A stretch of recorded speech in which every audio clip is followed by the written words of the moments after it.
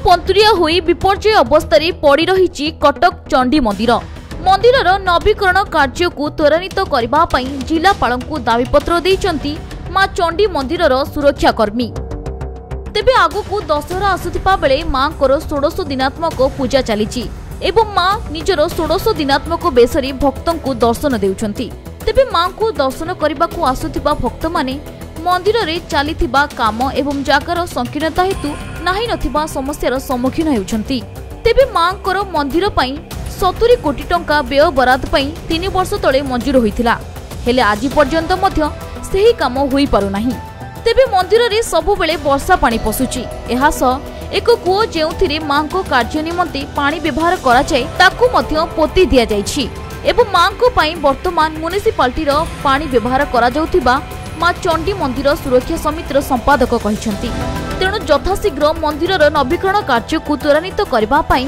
कटक चंडी सुरक्षा कमिटी तरफ जिलापाल को एक दाबीपत्र दिया जायछि। चंडी मंदिर सुरक्षा समिति मोदी साधारण संपादक नहीं से कथा आम आसी माननीय जिलापाल महोदय पाखक।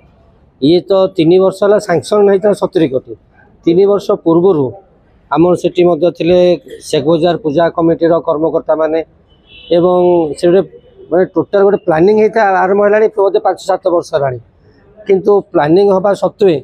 कार्यक्रम कौन कार्यक्रम आगे मंदिर गोटे इटा बसी ना मंदिर कार्य चूर्ण चढ़ाई कि कम होनी जहाँ सत्य जहाँ अभियोग होता निछाड़ सत्य एवं गोटे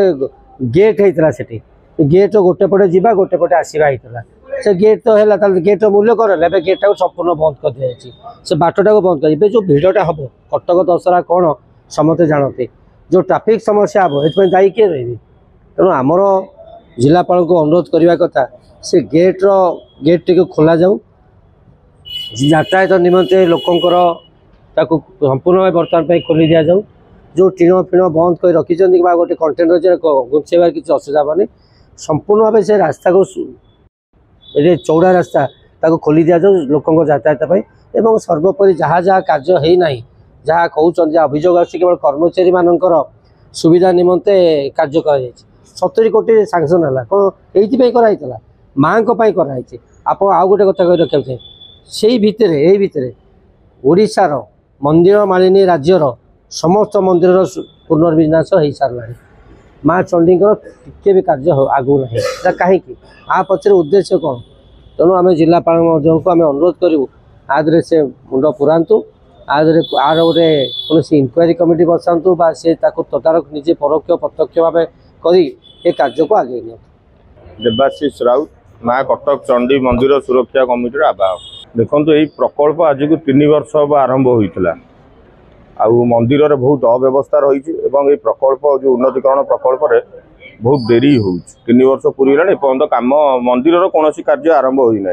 या पूर्व 15 दिन पूर्व माँ कटक चंडी मंदिर सुरक्षा कमिटी तरफ एक सांबादिक सम्मिलन के आयोजन करा सरकार को ये विषय आम अवगत कराइलु एवं सरकार को आम जनाइलु मंदिर अव्यवस्था विषय आज से सामान घटना नहीं आम आसीचु जिलापाल निकट को आमर मुख्य दाबी रोचे जो 70 कोटी टका व्यय जो उन्नतीकरण कार्य आरंभ होता वर्तमान आपड़ देखिए मंदिर कौन कार्य एपर्यंत आरंभ होना मंदिर संप्रसारण कोटी कोटी टका व्यय जो जगह सब किणा से जगह को अनावश्यक भाव कर्मचारी मानकर घर निर्माण करा एवं मंदिर मध्य वर्षा जल प्रवेश करुच्ची नाल पानी वर्षा दिने प्रवेश करुच्ची सहित मंदिर फॉल्स छाड़ी पानी गलुची किंतु एपर्यंत कौन व्यवस्था करागला नहीं सेहीपरि भाव मंदिर रे जो ऐतिहासिक कूओटी थिला से कूओ पानी आनी माँ नीतिकांति करा जाउतला किछि दिन हम 4 दिन 5 दिन हम आम शुणा पाऊँ से कूओ को पोतीदेले आमर म्युनिसिपालिटी पानी रे से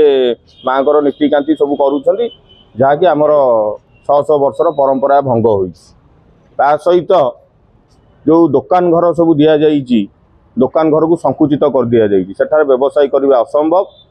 16टी दुकान घर पूर्वर थिला से जो मंदिर संप्रसारण निमंते सब माने कुआ जाइतला से भंगा जाइतला मंदिर और थैथान करने सरकार प्रतिनिधि देते पूर्ण है ना सहित आप देखिए मंदिर सम्मुख में पूर्वर 2टी रास्ता थिला रास्ता बहुत चौड़ा थिला बर्तमान से रास्ता को संप्रसारण करा माने संप्रसारण बदल संकुचित कर दि जाए मात्र 10-15 फुट रास्तार माने जीवाआसिया कर बर्तमान 16 माँ जो बेश पूजा आरंभ होती भिड़ लगिला आगू को ट्राफिक रो बहुत समस्या सृष्टि हम एवं पूरा कटक सहरवासी एपाई असुविधार सम्मुखीन हे तो आमर यही सब मुख्य दाबी रही। कटक आदित्य कुमार महापात्र रिपोर्ट खबर ओडिशा।